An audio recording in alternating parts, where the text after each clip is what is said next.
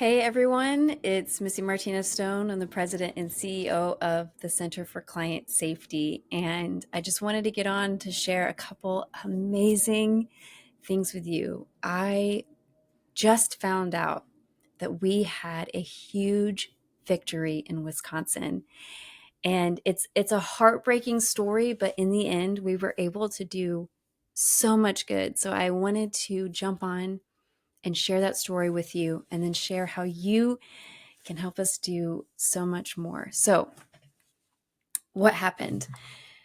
A few months ago, we got a call from a really concerned person in Wisconsin. And I have to be careful about how much I share because the situation is very sensitive. And so, unfortunately, I can't go into super detail, but I'm going to do my best to give you as much information as I can. But we got a call, and it was a woman who witnessed something that was very troubling. She was ministering outside of a abortion facility, like she so faithfully does as a sidewalk advocate, and she saw a school vehicle, so it was marked as a school vehicle, and what we later found out to be a faculty member take a girl to the abortion facility on a day that she knew abortions were occurring. Now, there's a lot that we don't know. There's a lot of conjecture here, and we have to be mindful of that. Like, do we know for an absolute fact that this young girl had an abortion? No. Um, do we know that if she was a minor or not? No. But there was enough red flags for us to go, we need to look into this to ensure this girl is safe and the appropriate people know what's going on. Because we know that abortion facilities are notorious for not reporting abuse on children and for not requiring parental consent or finding ways to get around parental consent. And, you know, in Wisconsin, you have to have parental consent for a minor to have an abortion. And even in those cases where it's not available, they have judicial bypasses that's required. If you have parental consent or notification, the state is required to have a judicial bypass. So there were appropriate channels in place for this young girl if she needed to get an abortion to get that abortion.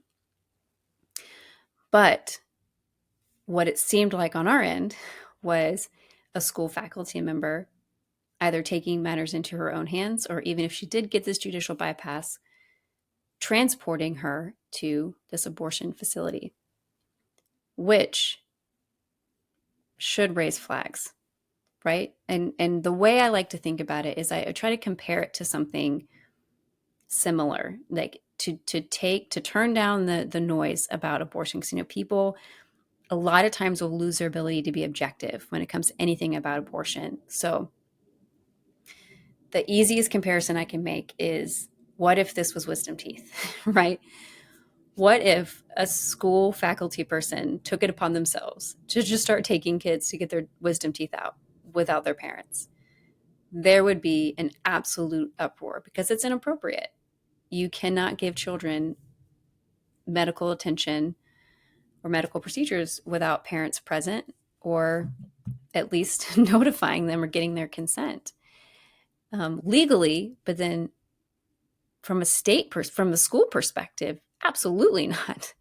So we filed a complaint with the school after discussing their policies, and we found out very quickly, you cannot take a student to seek medical care of any kind.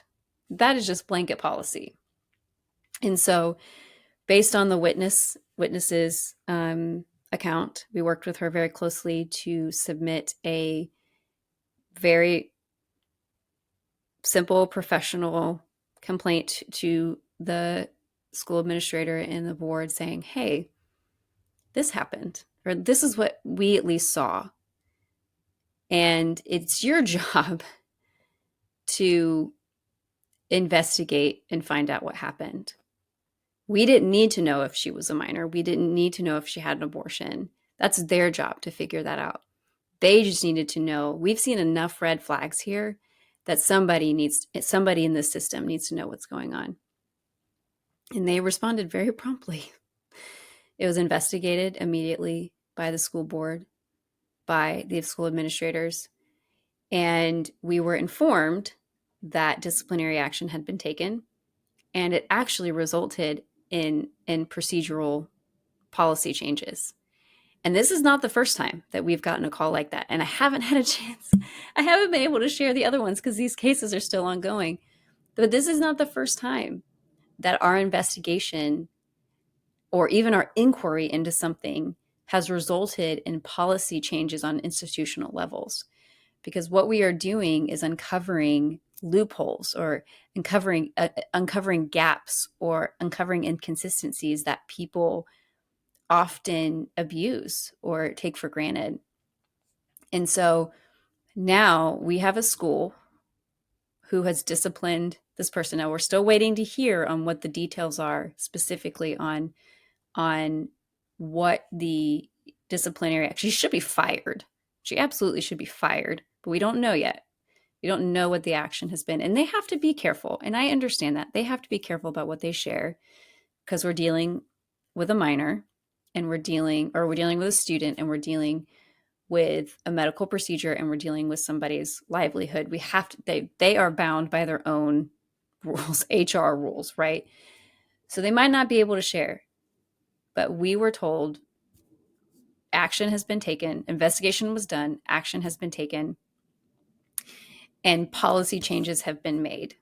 And what I'm hoping to hear is that it's not just this high school, but this is a school district, especially if it was a school board that was investigating.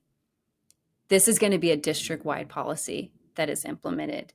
And hopefully for every type of medical procedure. We're not just talking about abortion, but this is the one that brought it up. But what that tells me is they are committed to ensuring this does not happen again.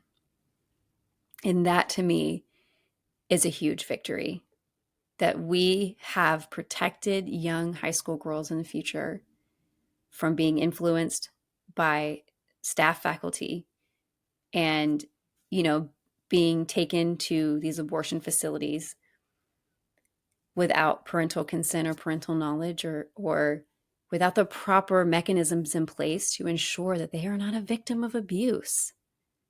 Because those are the types of people that are going to abuse this type of system. There are protections in place for a reason. There is a reason they have things like judicial bypass if you don't have if parental consent or notification is not available. The whole point is to ensure that these children are safe, and it's not an abuser that is taking them to these abortion facilities to hide evidence of abuse. That is why these systems exist. And when you have people who circumvent that system, the only people they're putting at risk are these poor girls. And it's unacceptable. It's absolutely unacceptable. So we're still waiting on details for what the action looks like and what these policy changes are. But it was a big victory. And for once, a quick one. We don't get quick victories often. A lot of times our cases are so long. And I know I've said it over and over again. We are playing the long game. But for once, we had a case that was open and shut. The school board responded appropriately. And we are going to ensure that this does not happen again. So, with that said, this was only one of multiple cases we are doing right now. I just had a meeting with our investigations team yesterday, and we had the amazing opportunity. Somebody built a beautiful database for us out of the kindness of their heart to house all of our case information and track it. It's going to be absolutely game-changing for us. I mean, I know it sounds so not exciting, but when you're behind the scenes like we are, something like a database is just so amazing. So somebody built us one. But while inputting all that information and putting the stuff in the database, it allowed them to really audit each case. And it resulted in like 50 or 60 open records requests being sent and follow-ups that they were making on cases, because they were looking at these cases with new eyes, and we're like, okay, actually, well, let's look at this, and like, let's look at that, and let's ask for this, and let's ask for that. And so we are about to have so much more information come back on these cases, and we're going to keep moving them forward. It takes a while. It takes a while. We are fighting and fighting and fighting with these agencies, with these regulatory agencies, to do their jobs and to close these cases. And the abortion industry likes to do delay tactics. Right now, we're dealing with serious delay tactics on a case that's been ongoing for a really long time. They're going to do everything that they can to slow down these investigations. But in the meantime, we are staying on these cases. And when we don't get the results we want, we pursue other options until we have exhausted every single one. And I don't know if we've ever had a case where we actually exhausted every option, because we can just keep going. But the issue is that we need your help to keep going. And right now, we have a matching grant. We have a matching grant that we were able to pull together for $25,000. And we are so, so thankful for the people who were able to help us put this matching fund together. The issue is that the deadline is at midnight, and we've only raised a little, almost $7,000 of the $25,000 matching fund. So I say all that to appeal to you, to say we can have more cases like this one in Wisconsin. We can create institutional change. When we are on a case and we follow it all the way through, we are protecting women and children and minors and young girls from the abortion facility and their minions from taking advantage of women and children. And we are able to make changes, even in states that don't regulate abortion. But you know what they regulate?